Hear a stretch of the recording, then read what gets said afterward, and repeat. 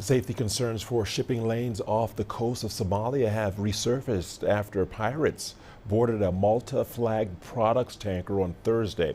Reuters reports that the crew are believed to have taken refuge in a fortified safe room and remained in control of the vessel. The Hellas Aphrodite was carrying gasoline en route from India to South Africa when the incident took place, according to Greek manager Alatsko Marine Management. The European Union's naval force said one of its assets was close to the incident and closing distance. It added that it was ready to take the appropriate actions to respond effectively to this piracy alert. Latsko said it had activated its emergency response team and was coordinating with authorities to ensure the continued safety and welfare of the crew. Well, Mohammed Kahir is in Mogadishu and has the very latest. Mohammed, welcome to the program. Thanks for joining us. Mr. Kahir, what is the latest on the status of the ship taken by pirates? Well, Richard, this particular piracy incident occurred 560 nautical miles southeast of a port town called Ail, which was a base for pirates during the height of the piracy activities in Somalia from 2011.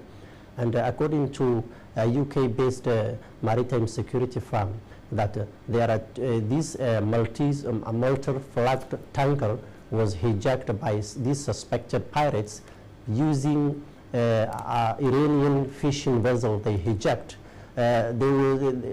According to this security firm, they say that there was multiple rounds of heavy weapons like machine guns and mortars that was fired to this, and then successful boarding also has occurred.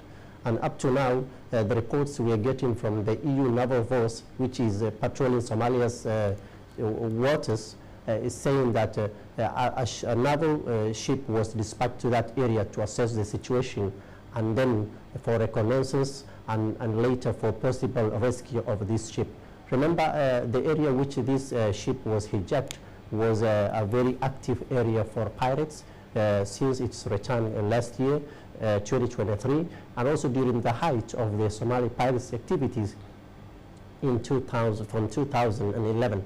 And now that there's a lot of concern by the seafarers and also ships which are using this route, which is very, very strategic and important, that these comeback by pirates can jeopardize their security to an extent that some are using armed private security guards to protect themselves from such maritime security threats.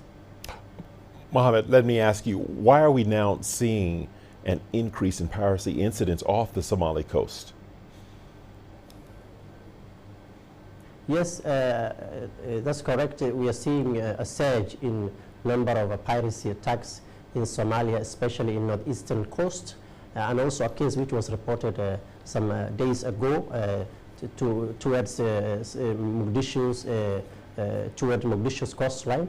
And a lot of concerns have been raised, and the main reason that some of the maritime security experts are giving is that the return of this piracy is due to decline of patrol by some of international forces like EU naval forces, which are based in Somalia's territorial waters, and also, of course, the Chinese Navy, which was also based here to protect, the humanitarian missions for the World WFP coming to here to Somalia and all those. So there is argument that, which is very genuine, that the reduction of such kind of patrols, which are very important, is making the piracy to take advantage of this kind of,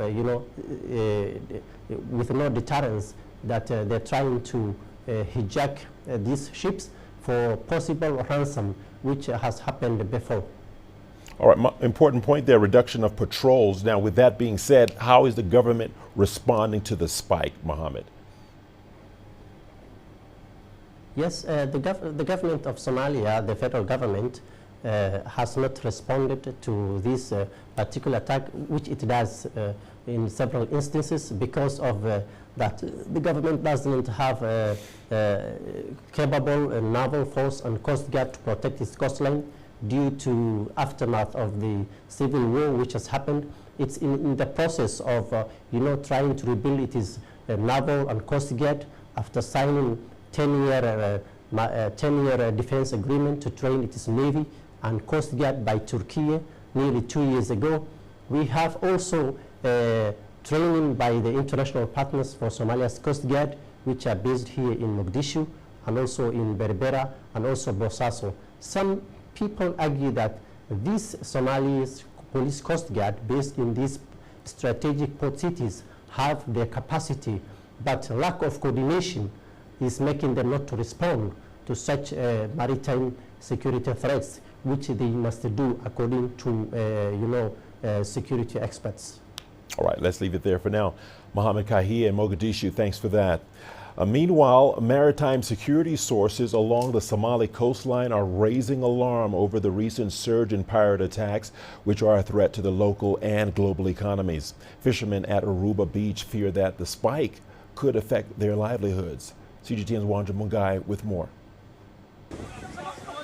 Mogadishu port is a hub of activity as ships from all over the world dock at this crucial link for regional commerce. But despite being the most efficient port in the region, fishermen and traders are raising alarm over increased piracy activities lately. Since the pirates have committed hijackings, it creates a problem for us.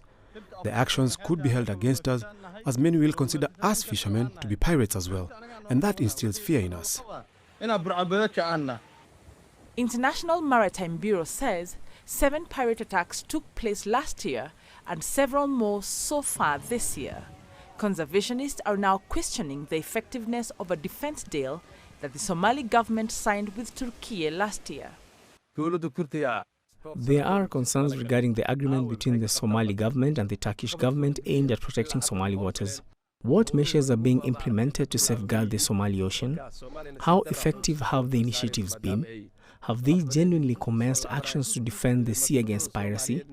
It is ironic that the piracy has resurged, which will have a significant impact on our fishing activities in these waters.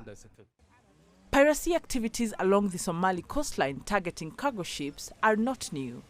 Piracy was at its peak more than a decade ago, with 237 attacks reported in 2011. According to a monitoring agency, Oceans Beyond Piracy, in that year alone, Somali piracy in the region cost the world's economy some $7 billion, with $160 million paid out in ransoms. Wanja Mungai, CGTN.